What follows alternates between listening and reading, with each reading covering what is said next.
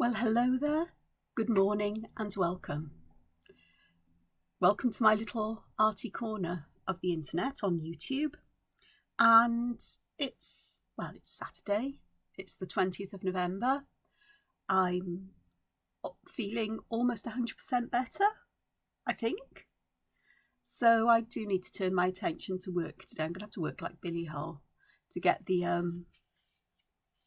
templates done. But, you know, it's fine. I've been ill and that'll be okay. I won't set myself too high a task today. Just getting back to it will be a good thing. Anyway, it's grey out. It looks dry, but it's grey. So I need to plan a walk today as well because I haven't been outside for a few days, really. Anyway, this is the drawing I was doing yesterday with you. And I think it'd be quite nice to complete a drawing so you can do it bit by bit with me over a number of days, if you wish, or take elements from it and use them in your own way. Indeed, I took some elements of this into this one, and it's these around here that I made use of. I may actually, because these flowers aren't dissimilar to one of those seed pods. So it's using that same kind of theme. And in some ways, these are a bit like the centre, but we'll leave those one be. I'm not entirely sure about those in here or this, but it is what it is, and, you know, keep on going. I forgot to draw pencil guidelines in so I could keep things sort of like with a fairly even edge. So I caused this to shatter like you'd find little rocks at the bottom of a cliff. Scree almost, but I've got all kinds of lovely things in here. These leaves are unusual for me because they flow in odd directions to fill spaces in, so I feel like there almost should be one going down here but it'd fall off the page. So really interesting, lots of interweaving branches. This is a new design that I picked up from watching Eva Wu on YouTube. Eva Wu Zentangle, that's the name of her channel. Lovely stuff on there, and I hadn't seen this one before. And actually these as well. They reminded me of something I draw, so I had to have a go, didn't I? Because they're seed pods. So perhaps we'll add those, because again, they kind of follow on from what we were drawing yesterday. And I think that's why I was attracted to them. Because if you look at these, it's not going to take much to go from those circular ones to these, which are a bit more circular, to these which have got these dimples in the bottom. These have got some dimples, almost like the stems pushing up into them, or they're just plumptuous and just spilling over the stem in a lovely soft ripeness. Oh dear, we're getting poetic. I must be feeling better. So let's have a look. So let's have a look here. And at the top here, what you can see is I've got some watercolour pencils out, because I thought we'll add some colour today with watercolour pencils, just for fun, because it's nice to vary things up. And as this is something that goes in my sketchbook, it's not intended to be a finished piece of art in any kind of way. It's an exploration. Actually, most of my stuff is an exploration. I never seem to finish things and get them available on products or whatever. I've taped this down as well onto my mat, which I really should have taped down as well so it doesn't move around. Washi tape at the ready. Let's see if this will actually hold it to the table. It may not, because it's not exactly the, washi tape isn't exactly the stickiest of stickies. But if it does, it might help me to keep things in view. The plan number whatever. Okay, wrong size pen. That's an 05, I think. Yeah, I need an 01. I did have an 01 lurking around here somewhere. There it is. So I've got that one ready. I've got an 05 if I need it. So let's go to the next extension, which was the ones that they're like seed pods. Oh, I want those growing out of something. So if I do this here, hopefully. Because what I'll do is I can noisily move my chair around, move my hand in perhaps into different directions, perhaps not, perhaps this way. Yep, that's better. So I'm going to leave some space for the stem and then some space for the seed pod bit, the poddy bit, the plumptiousness bit. And I'm just going to draw an oval shape, which you couldn't see me draw really, but I think you all know how to draw ovals. And then around this oval, I'm just going to draw circles. And I'm going to connect those ones there. And then this is the bit. I will draw this one in a circular way, and then we'll have a look at how we can change. So what I've done is I've taken from this circle and I've drawn, extended the lines around there. So really what I've done is I've really shifted the inside of this right up to the edge, and so it falls over the edge as well, so you only see part of it, if that helps you. I'm going to put a little upturn there, a little upside down V or a little curve upwards, because that is where my stem, my stalk will come out of. So it looks a very strange kind of shape. Here's my O1. That the pen I drew this with now is was an O3. And I don't know if you can see what I'm doing here. Let me see if I can. I don't know if I'll be able to. If I zoom in, I'm not sure whether that. Yeah, not quite. Okay, let's move the camera. That's a dodgy move. There we go. So can you see I've drawn these not straight, but at the top I've bent them out a bit straight, and then bending them inwards. And the same on the other side. These are those contour lines I was talking about yesterday, where you make your pen move in the way your finger would if you was running it over the edge of something that was vaguely spherical. I say vaguely because it's a very strange kind of shape. And there we are. So this isn't that much further from one of these. It is a little bit different, but it's not a huge amount. Okay, let's try and change the shape of this. So again, I'm going to draw this. I am going to put some of the circles around. The size of them isn't critical. I mean, if we make them much bigger, it's going to change the whole feel of this. But one of the other ones that I drew was more of a bulbous shape. So instead of going out in a circle, I've come out a little bit, dropped down, not straight, but outwards a bit and then inwards. And the same on this side. And again, I'm going to create that little dimple there in the bottom, which my stem will nestle into. So a slightly different shape, only slightly, but it gives a whole different feel to me.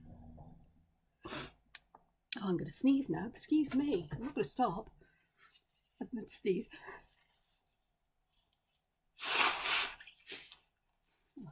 There we are. That was yeah. That was a sneeze that didn't grow into anything. Okay. We put the 05 well out of my way because I was just about to draw with that. And again, I'm going to do the same thing here, where I'm going to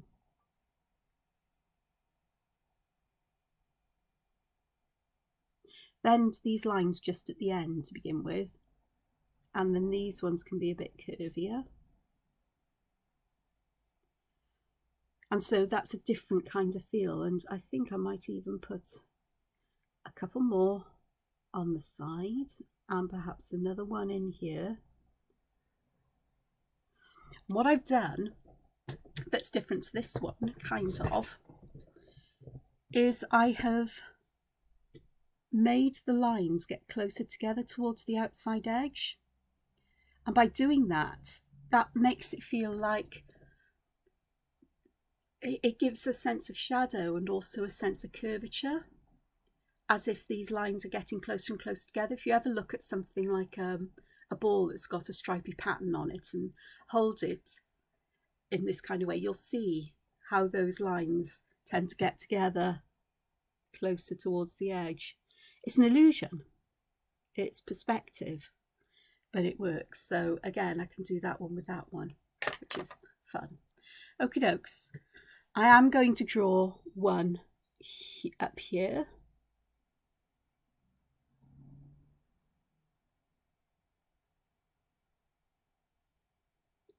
Let's see if I can make this a entirely different shape. If I bring this out from towards the back, it looks like this is set in a little bit, and I can add some little lumpy bumpy bits. So I am going to just create a little notch for my stem there. Oops. But that's okay, because you assume that the rest goes behind, and the lines will help with that. So let's do the same here. But what I'm going to do with this one is now I'm going to put pairs of stripy lines in. This one at the back is interesting because you do need to have part of the line going over the edge to give that feeling of dimension. Let me find a piece of paper. I'm bound to have paper here somewhere because that's what I do. You bet I've got so much paper in my room. I didn't think to get a piece out that we could just use. Oh, for goodness sakes. Yeah, clangs, crashes. For goodness sakes, Angela, of course you've got paper, girl. Right, I get disc-bound journal in it. Disc-bound sketchbook. Of course I've got paper. Right, let's put that over there. That'll be fine now. Okay, let me just draw what I mean here so you can see. Oh, excuse me. I will do it in pen. So we have the bit at the top.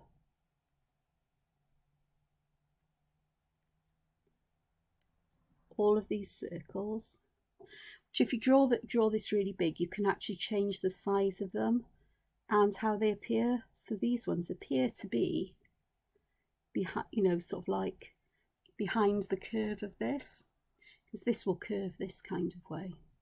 And again, I could put curves in here. Let me get my fine pen. So we could put some curved lines in there to give that feeling of being curve shaped. You could even get to the point of doing like a grid like you'd see on the globe. So this one, I did these coming out from the back here. I'm going to exaggerate this for you so you can see. And then putting these lines in, we'll use the 03 on this one. Again, sort of like it's bending them out slightly. Doesn't matter if they are completely straight in between, they can be slightly curved at the front. And then we'll put one closer by. So this could be fun to colour in colours. My head is going to complementary colours like turquoise and orangey red. One of my favourite kinds of complementary colours. So these would actually, they'd actually bend a lot more at the end really than I'm doing here. Then we'd have one that came here and it would kind of meet towards the end like that. But then its mate isn't this one, because this is a bit too far away. So we just draw it parallel and it goes round behind. And that just helps to add that sense of volume, I suppose. And you could even, we want to add some lines at the top there just to help to pull everything round rather than leave it as it is. I hope that made sense. So I'll show you again. So I'll just do part of it and we'll do it in a giant size. So if I just imagine that these circles are going around and around here, then we've got this one, then perhaps we'd have that line going down. Another one here, but this one would really need a line to go there, which would appear to go like we've got an extra bit of the seed pod just here, but then you can bring it around so it becomes part of the back as well.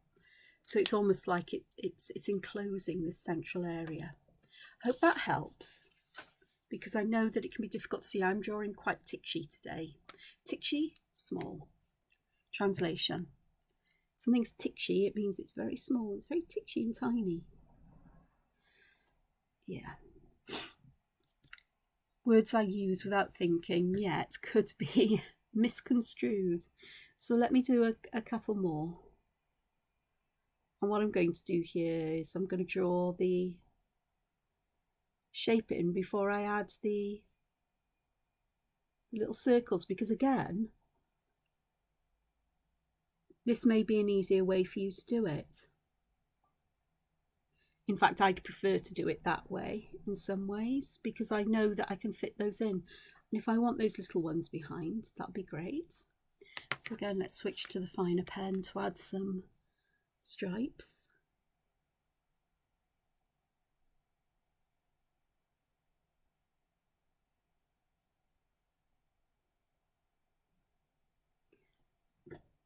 There we go. And but also, if you just want a smallish one, you can just draw like this. Is like a very rounded triangle. It's almost a cone shape, and then now the bottom of it is down under here somewhere, so I'm going to imagine where its stem would be, and because it's quite a small kind of pod, I'll make its stem thinner. Notice my stems are all very straight, and you know, no wibbly wobbly bits like you've seen with or you know, very architectural and mechanical kinds of, or columnar kinds of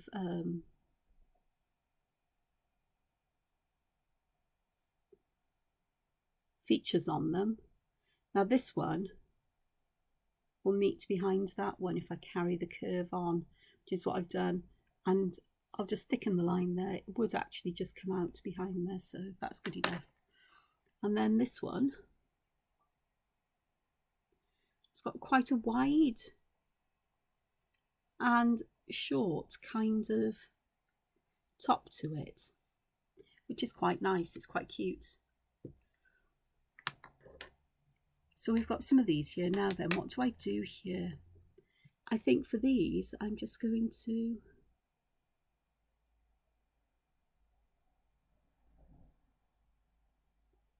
add a couple more of these, perhaps, just to fill some of this space in. It didn't look right. It looked too big an empty space for this area, so being able to do this just makes use of these donut shaped like coins with holes in, and I just think that will fill it quite nicely.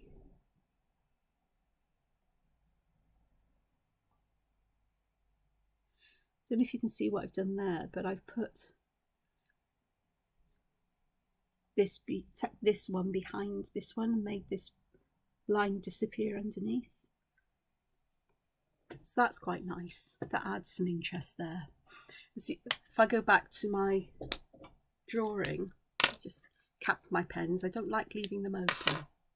I'm sure they won't dry in a couple of minutes or a few minutes or a couple of hours. But if I go back to this, I will zoom out go. Is that I don't want to fill necessarily every single space in my drawing with design and pattern. You can see how here I'm using these little circles with eyes in. They look like little eyes, and some of them look like very strange eyes. But I use those just to dot round here and there, so I don't have these big empty spaces, but it feels like I've put something in here.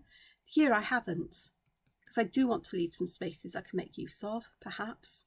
But this is typically me. There's not a lot of empty space on there. Okay. Right, next sort of variation from this. 1, 2, 3, 4, 5, 6. Oh, doesn't matter.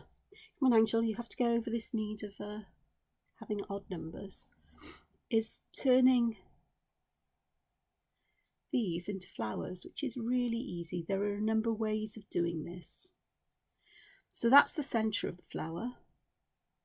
Now there are 2 ways of doing this. One way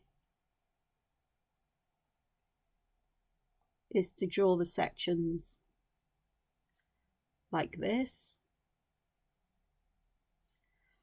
I don't know if you can see. I will zoom back in for you. There we are.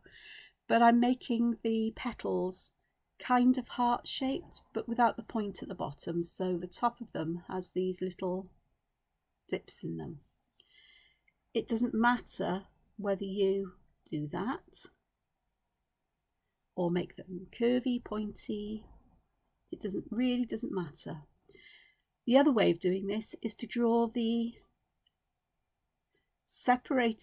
lines that separate the individual petals, and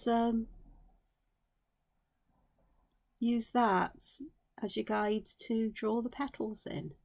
So what you can see here is I'm just changing the shape of the petals by adding a rounded V shape, a rounded point. So we've got a zigzag line round it, but rounded here. You can go round and thicken those areas where lines meet if you wish. Round them. I quite like having some darkness there, but that's quite nice. It's that variation of shape. And a different way of doing some petals. I'm sure there are many, many more. And I haven't even included putting patterns or other things inside them. I'm just leaving them as open shapes for now. Is I'm going to draw pairs of lines where I just drew a single one previously, so this will be the space between the petals. Here I've drawn it quite small, and I will just draw a simple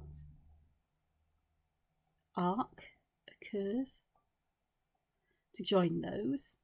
And then I've got options as to what I do with this. And what I'm going to do here is I'm going to put a little pointy bit coming out.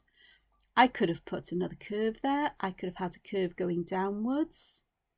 I could have put a circle there. I could have made it wider and had things growing out. But they're all based on this. Started from this. This is where it all started here. And everything except for this arch is kind of a variation on this idea. I do like these kinds of shapes, I have to say that. I do. I do. So the other one I was going to draw was this one that I saw drawn by Eva Wu. I'm sorry, I don't know if it has a name. It must be a Zentangle pattern. I want to leave that empty. I'm trying to work out where I could draw this. I think I'll start here, and it starts with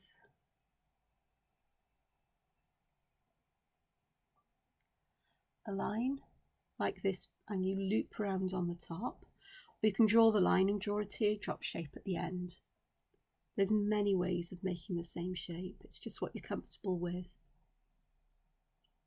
I'm going to draw this, colour this in black. And then this is the tricky thing, because you need to aura, and then we're going to go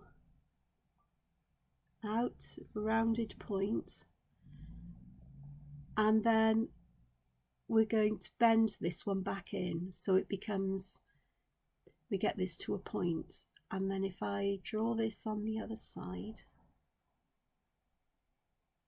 reminds me of lords and ladies, wild arums. They have a spathe inside. The petals are actually leaves, and in the autumn you're just left with a spike of bright red berries here inside this spathe that has changed colour. I think it's called a spathe, and I look forward to seeing them. In fact, that's a very good reason for me to go out for a walk, because I know where I'm likely to see them. In the cemetery, that's my favourite place to walk at the moment. So, and they always make me smile. So let's do another one.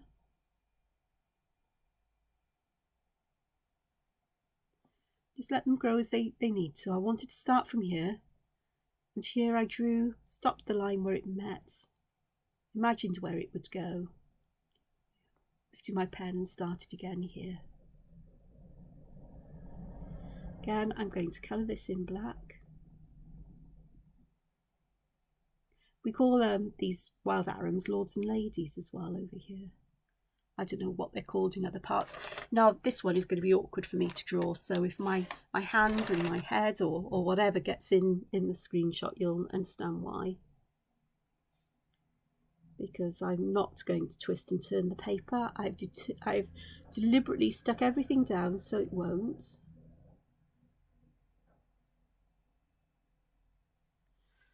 These are such lovely shapes. I really love these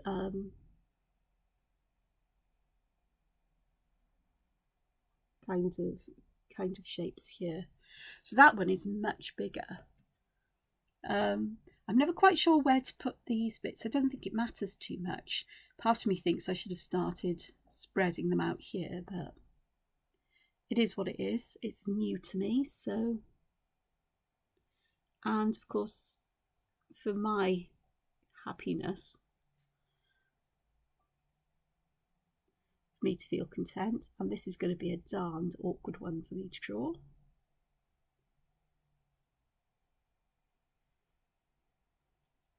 Again, it's going to be taking this round. Oh, that's a really bendy, curvy one, isn't it?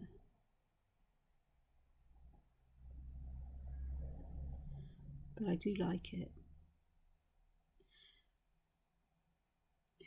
Bringing this to life will depend on adding colour and shadow, but there are a couple of things I could do.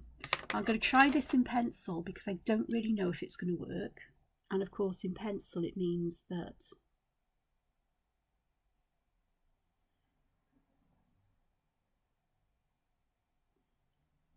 no, that won't work. So that's not going to work for me.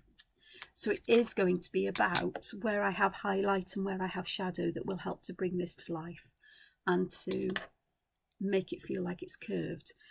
And I think this bit up would be in shadow, but I would have highlights perhaps around here and a little bit around here perhaps. So I think that could work, but we'll see how it goes. Now this obviously doesn't have anything similar to these other than the black and white dot really. So I can't say it belongs to the same family of sort of patterns, the same basic shapes, but it's just so lovely to draw. I thought I had to include it. Okie dokes, that's all of that done. That's all the drawing in pen I'm going to do today. So let me just gather my bits and pop them out the way. Oh gosh, have some tea, which is still lukewarm. It's breakfast. I've eaten my breakfast, but I'm still drinking. Okay, so let me have a look here. Now I've got greens and blues here, so I really want to stick to greens and blues. And these are Albrecht Dürer water-soluble watercolour pencils from Faber-Castell. but I bought them this week because I struggle with watercolours. I love my graphite tints, I love the subtle colours, but I don't always get the colour that I would like with them. But there's something I do want to try. Where's my pencils? There we go. I don't always get that subtle, I'm not able, I don't have the bright colour sometimes that I would like. Now what I'm going to do here is I'm going to try something. I haven't done this before. But I'm going to add some shadow with a pencil. So these, the matte Faber-Castell, graphite matte. So these pencils, these graphite pencils shouldn't be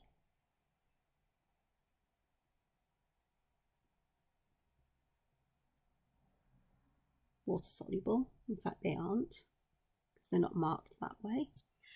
But for this one, I'm just going to add a little hint of, okay, because I don't think I have one that is just graphite in my little collection.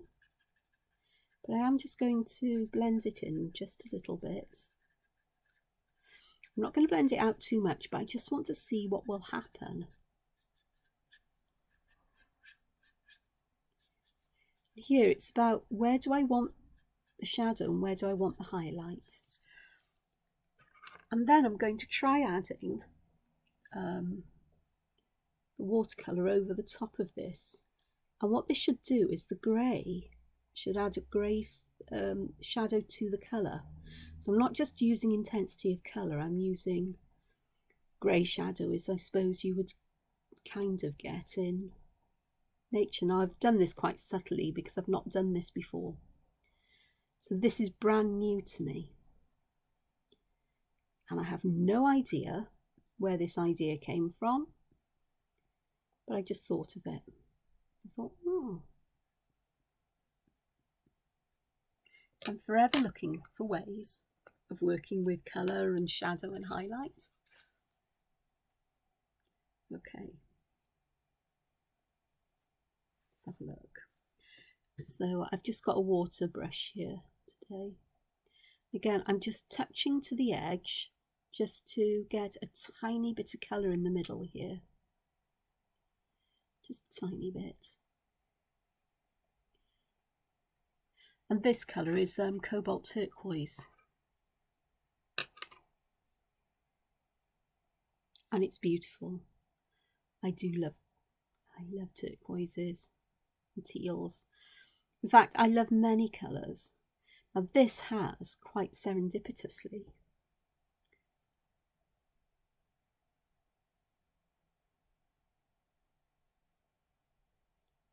become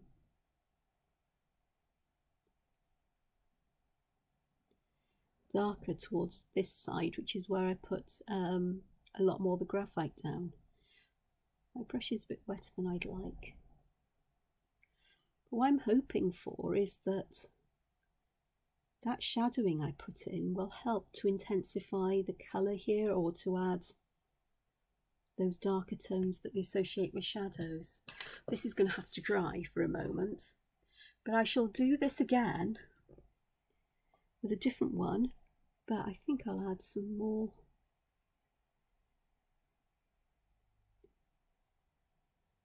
graphite than I did.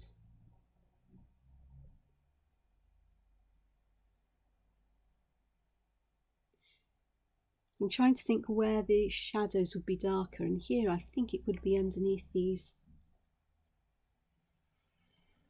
circles, and definitely at the bottom on this side, because if the light's coming down here, this side will be in shadow. So let's really darken these shadows up.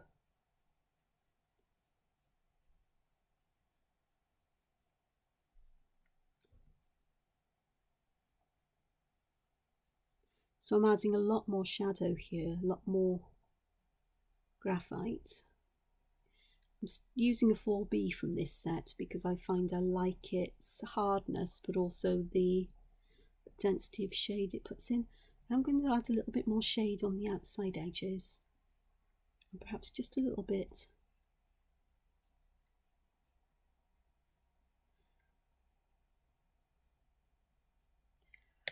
It's been a long time since I've done much in the way of graphite sketching, but I think it's like anything else, you don't forget what you do, what you learned. It might take a little while to come back. I'm getting different tonal values.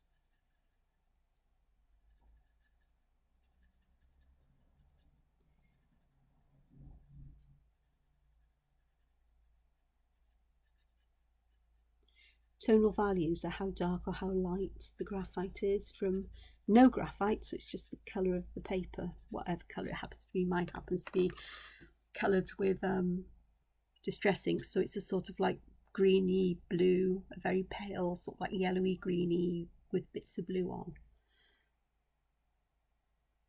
So here I'm going to add a fair amount of graphite to the bottom bit where it's darkest, but I'll use the brush. The same here, put plenty at the top, but I'll use my water brush to create a gradient of colour. And where it's darkest, I want the colour to go further up. This plumptuous, I don't know, seed head, seed pod, berry, fruit. I don't know. You're asking the wrong person here. So just a little bit of colour dragging down, just to add a hint of colour to the lighter space. And of course I don't always have to touch. That needs a bit more colour because there's a bit more grey, and this will need a lot more colour. I've got some tissue here that I can blot this off on, which is why you might see my arm go across the screen, because I've got it tucked under my left elbow, me being right-handed and all. The nice thing about watercolours is being able to lift that colour off, so you might have just seen me do that to lift some colour from this bit where I'd added just that little bit too much. Here I've got some that's gone into that berry there. Okay, again. So now I'm just moving from the lighter into the dark, where I want the colour to be darkest, so that I get this gradient of colour, of intensity of this colour. The other thing that's lovely about these is that, just like with watercolours, you can glaze on the top once they are dry. They will move a bit, but not very much, I think, just like with traditional watercolours. So you can layer colours one over the top, or use two different colours and blend one into another. I'm sticking with my monochrome theme for the individual motifs, I suppose, so they stand out. Now I've done two there with graphite, so let's have a look and do one without. So how about this one? So I'll add plenty of colour at the bottom. So I want that to be really quite dark. Take a little bit up the centre. Over here this is going to be really quite dark. Around here. Because of I've got that particular one here. And then we can have a look at the difference. And see what it's like. See, this you could do with any water-soluble medium you've got. You could do it with watercolour paints, brush pens, even fine liners that are water-soluble. So anything that's dye-based, so Triplus, the Artezas, trying to think what others, Chameleon, fine liners. That there are so many brands out there. But you just need to move them with water while they're wet. So you'd have to do each section individually, really. Or things like I've got Ecoline watercolour ink brush pens. You can buy the ink separate, but I bought the pens just to see whether I like them, and I do. I just don't use them often because the colour is incredibly intense with them, and I need to put them onto a palette to use them really, which is fine. I don't have a problem with that. That suits me in many ways.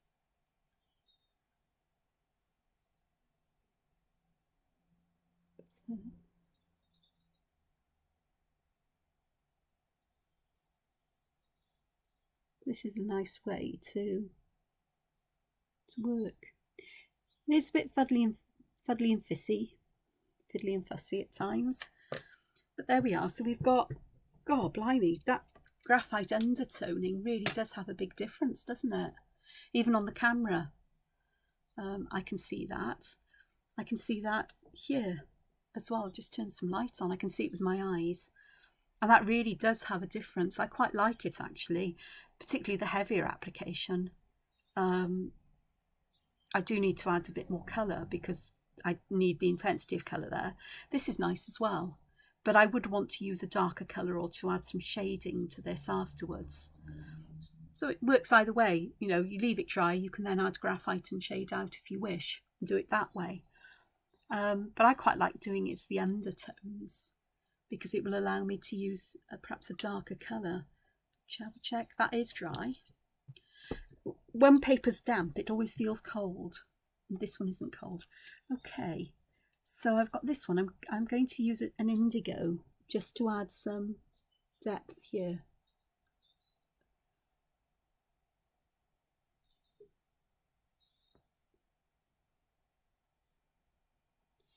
At the bottom, and with some of these just to add some colour difference, I think, to some of those stripes.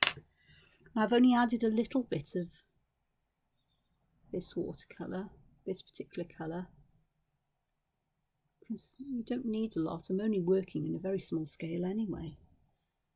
And again, I get too much of the indigo colour on my brush, then all I'm going to do is just dab it off and on the tissue, clean it up. This is one of the things I love about water brushes, is that it's that steady stream of water and it's so easy to clean them off.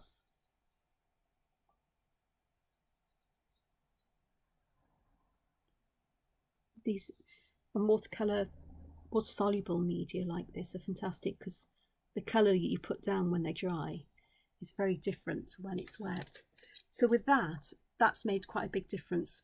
Here I've lifted some colour up and the paper is damaged just a little bit. You can see it more on the screen than I can see it with my eyes, but I need that to dry before I can go back in and fix it. So that one still feels a little bit damp. So instead of using a dark blue, what other colour have I got? Let me use a purple. Try purple on this one. It's purple and this tealy green will make a kind of greyish colour I quite like. It's a greeny, purpley grey. I can't describe it any other way, but I think that might work nicely here.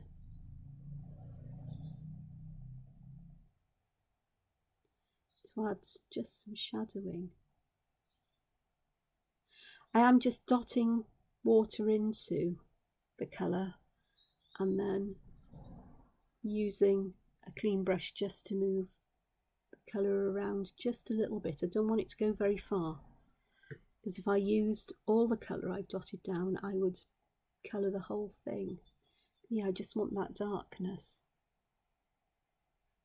I could spend hours doing this. And as much as I've enjoyed working with watercolour paints and the watercolour inks, I really thoroughly am enjoying working with these. So that works nicely, doesn't it? Do you mind if I make this an hour long? No, of course you don't. Because you can always stop along the way and take a break, I suppose. Anyway, Not that I can hear you answering me. Okay, let's have a look at these ones. Now these, I think I would like to make them green, I think. Because I've got greens and blues here, but then I'm looking at all these pretty colours in front of me. I've got some lovely reddy browns there. I've got some lovely pinks.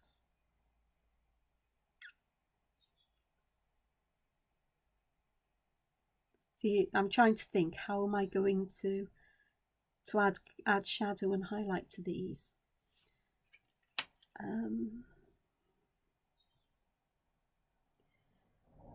think there would definitely be shadow behind this.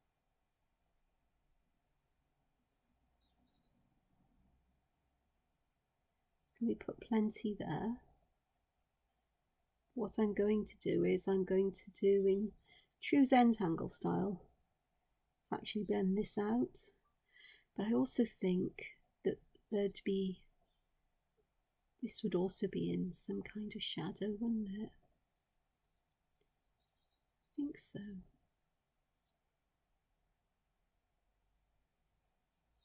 think so.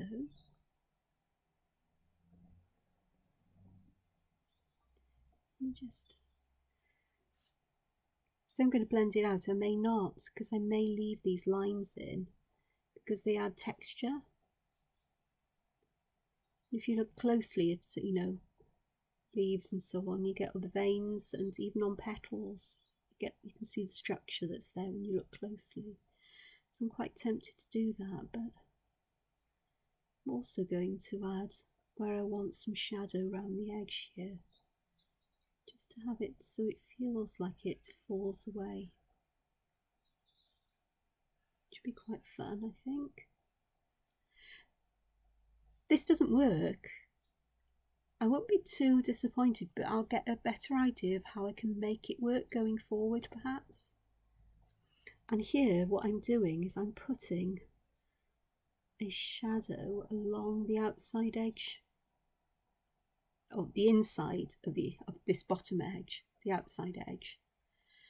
I'm not making myself plain and clear, but hopefully you can see what I've done on the camera. So I will just add some shadow there. So I'm leaving some highlights, and here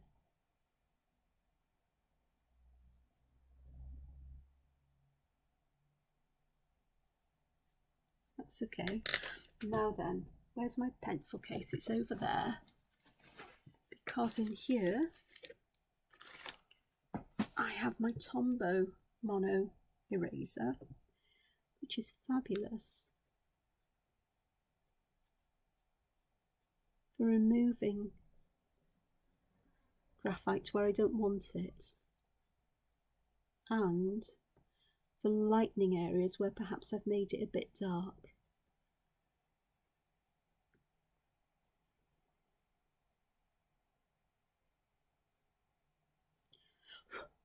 Okay, I have some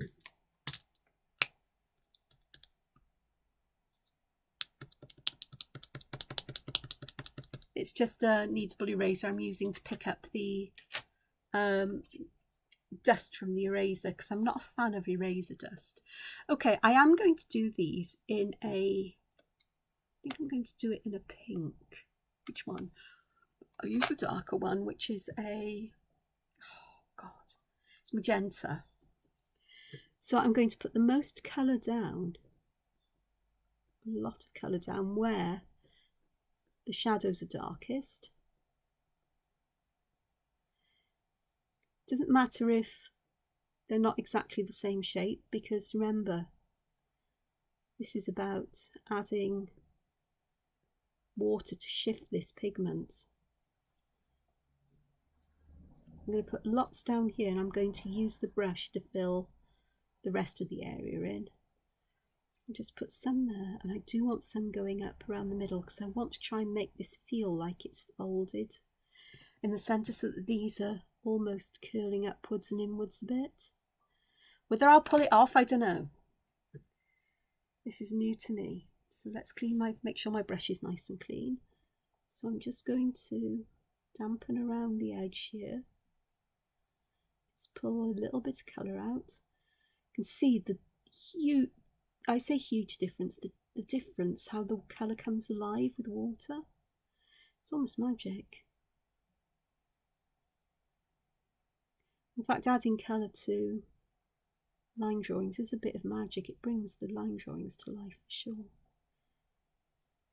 Got that. Okay, let's get this activated here, the darkest area, because that will come and meet there. I've got pigment here. This is really, really highly pigmented because the Albrecht Dürer paints they're professional quality. They're also light fast, and they're quite a big investment. So I haven't got the full set. I bought I think it was 36 colours, just to see if I like them. But you know, there'll come a day where perhaps I decide I'd like the full set.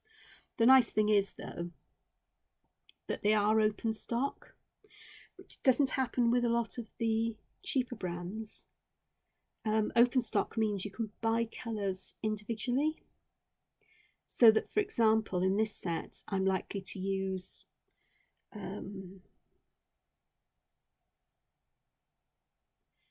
turquoises and teals and some of the rusty colours and so on, far more than I would other colours, and perhaps the pinks and magentas and others. Then I'll be able to replace those if I, without having to buy a whole new set. And individually, they're really reasonably priced as well. But to buy the sets, the complete set of colours is a lot of money. And it's not something I really need at this moment. But I did have a set of these, smaller sets. But I'm using my tissue here just to pick up some of the colour and pigment where it's a bit darker than I'd like it to be. And you can see that I haven't really picked up all of that grey pigment.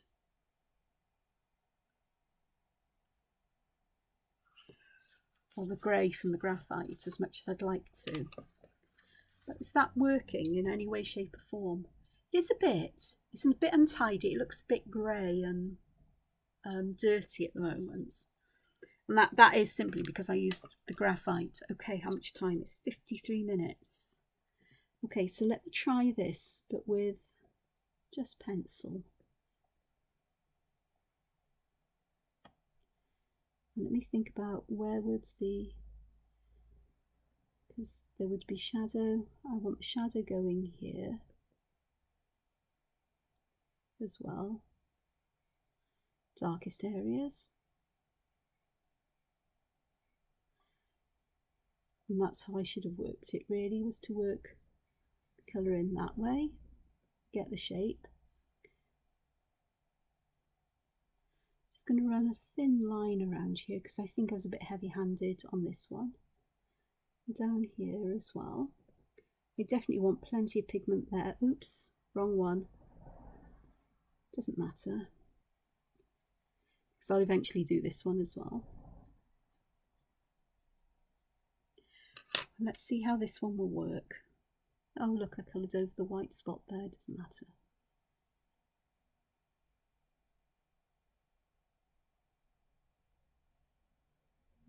Now this one I am activating where I want the darkest area to be first.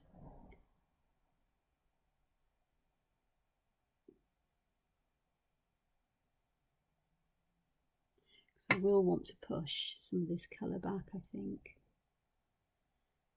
Can I? Well, probably not. I am a novice with these. I'm not an expert with watercolour or colours of any kind really. I often feel I flounder around, and my best work is done when I stick to monochrome or very simple colour palettes. Except when doodle worlds are involved, so the cute doodly monsters and creatures that exist in pen and ink, really, because because it's so whimsical, so imaginary, so abstract. I really should put that tissue on my other side, shouldn't I? There we go, gone. So, should have done that ages ago. I just caught a flash of my arm going back and forth across the screen. So I just know how annoying that would be. So yeah, so because it's very imaginary, it's easy to go with just crazy colours and lots of bright colours and bright and vibrant colours and so on. Add some more colour there because it's going to be darker down here where shadow is. There's a bit there of highlight and then darker down there. This needs blending out just a bit more. There we go. There, there. Okay. I've got some along the edge here that is, I've overspilled a bit. I was probably dabbing it off just a bit too early there, but it's okay. But I have got two areas where I don't have too much of the pigment. I actually think I do need to lighten outside here. So again, it's picking the pigment up and dabbing it off with the tissue while it's still wet.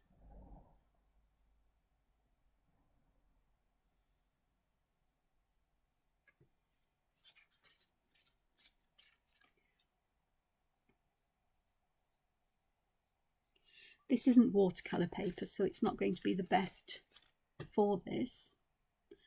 And again, this could do with just that little bit more lightening, I think. So again, I'm using water to dampen it and tissue then to pick it back up. And the tissue gives quite an interesting texture as well. So there's two. These need to be, which one do I prefer? I don't know, is the answer. The colours look different on the screen, which is to be expected because it's a camera, and I must probably actually have the lighting down on my screen a bit because I do. It's a bit better, it's a bit more like I can see.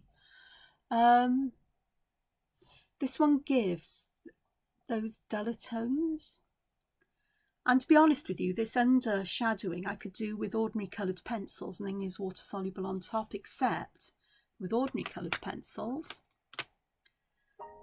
the colour wouldn't stay over them particularly because they tend to be waxy in nature.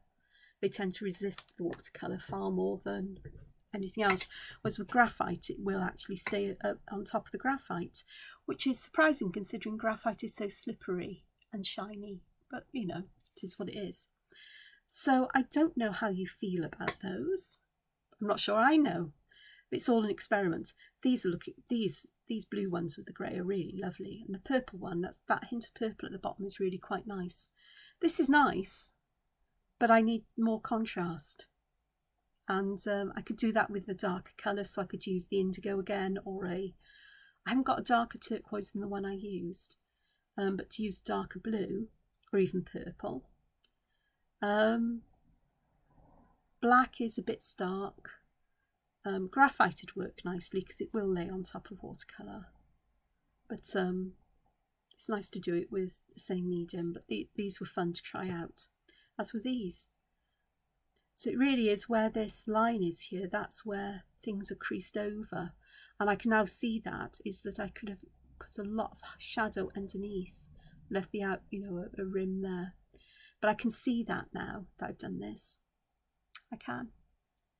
Sometimes it's work you learn by doing, and sometimes patterns don't make sense until I add that shadow highlight and suddenly things click with me. Here I think what I've done here is I've made up here too dark really, because I get the feeling that, I don't know if I'll be able to lift this now.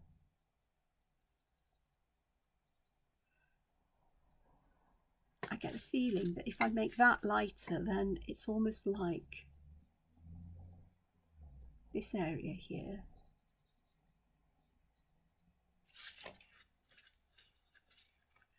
Will be darkest behind this and blend out a bit. I've got a lot of work to do learning how to use these pencils. So I hope you've enjoyed this today. I know it's been a bit longer than I perhaps normally would do. But hopefully it gives you that kind of insight into what you could do, and it is just practice. This one looks a lot better than this one because I've got the highlights connecting around here. I didn't connect it here really. But yeah, you know, the highlights are coming in far more here, so it's accentuated the colour. I can see that now. I've zoomed out and I can see a bigger picture. As I was telling you yesterday, I don't always see things the way other people see things because I work too closely with them, and I'm trying to create this illusion of volume and depth. I know what I've done to create the illusion, but that means I don't always see it. I don't always see how intense or not it is. So thank you so much for joining me.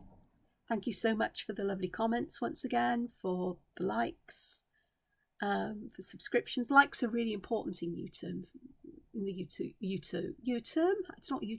YouTube field, because the more likes videos have, the more YouTube will recommend it to people who like similar videos. So, and that means more people will find the channel, and you know, more people can find